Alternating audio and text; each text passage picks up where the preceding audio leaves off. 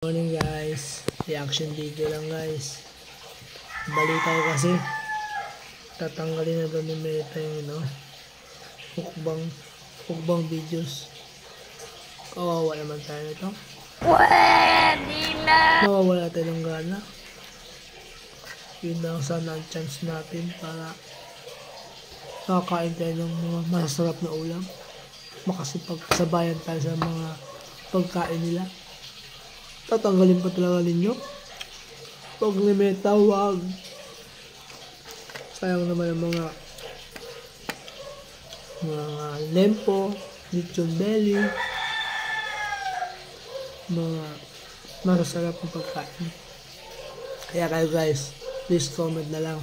Pag dumaan to sa inyong mga feeds, sa inyong mga wall, please iwan kayo ng bakas para mabalikan ko kayo.